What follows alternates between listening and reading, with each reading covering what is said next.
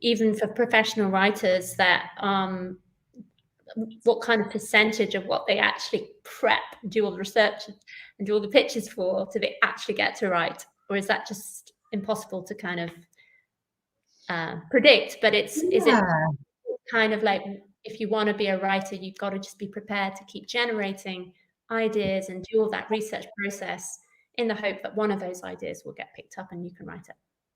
Yeah, I think so. You know, a big part of the screenwriter's job is coming up with ideas, as much as it is executing that idea on the page. But even in that spec space, I would say, you know, investing that thinking time before you go to script will pay dividends. The reason, again, we do it is because when you go straight from I've got an idea to writing the screenplay, diving straight in without knowing the story, you'll end up, probably after you've interrogated it, you'll end up binning most of it. And if you don't, you probably should be, in the sense that you're probably keeping stuff because now it's on the page and it's alive in your head, and those characters have really said those things and done those things because you've written the scene.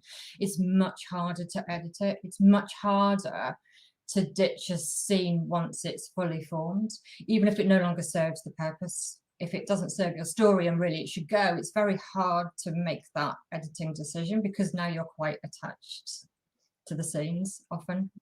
So yeah, it really does pay dividends to do a lot of development work up front, which can be really hard because if you're judging, you know, your writing time by writing scenes, you're going to feel like you're not doing any screenwriting. Yeah. So it's a bit of a kind of mindset shift that you have to make. And in terms of, you asked a really good kind of second part to that question, which was, because we're talking specifically about pilots tonight, which is a really different proposition for a feature. I mean, it's really obvious that in a feature, you're going to know the whole story before you start writing the first scene, probably, ideally. There's a bigger question mark over it. With a pilot, you might say, well, I know what the end of the first episode is, so I'm going to write the first episode, even though I don't know where the story goes for the rest of the series. Yeah. That happens quite a lot, but I would argue you still need to know where the story goes if you're writing a serialized story. And there's lots of reasons that we can kind of dive into a bit more later. But I think because the first episode is setting up the end of the series, I think you have to know what the end of the series is. It's a bit like, you know, that mirror image we all, you know, are familiar with in feature films. You know, that opening scene and that final scene, one has to pay off the other. Yeah. Everything about that opening is deeply connected to the final scene in your film, and the TV series is no different.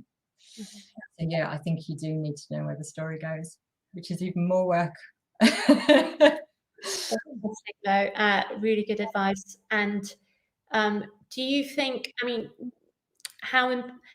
with that preparation before a writer comes to write a pilot, how much of that would you say is sort of protagonist driven or character driven, and should that inform the rest of the research and the sort of how the story's built, or does it really depend on, you know, maybe the plot is there and then you build the characters after?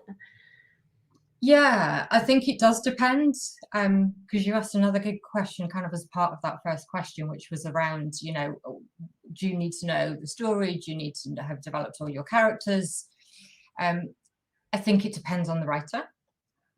So the other interesting thing that I kind of, as I started to work more with earlier stage writers and less with very experienced writers, I noticed that a lot of writers come to screenwriting from different kind of angles.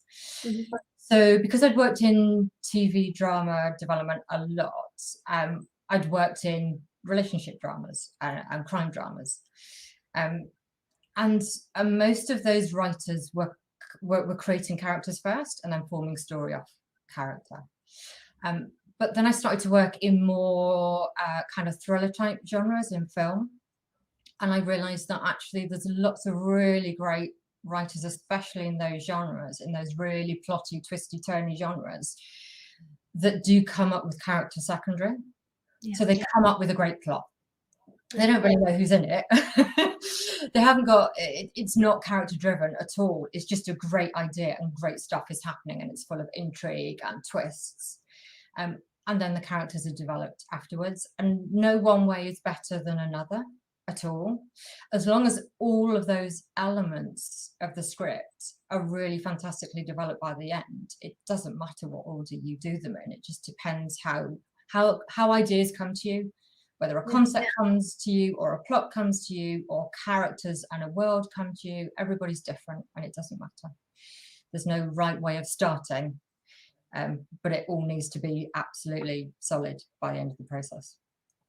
That's so liberating, the way you've just described it, because I think everyone is different, aren't they? And everyone has a different process. And I think it can be a mistake when, especially when you're a new writer and you're told this is the way you must do it. And not everyone functions that way, and so that's really liberating. And I'm sure a lot of our listeners will really benefit from that. So that's brilliant. Thank you.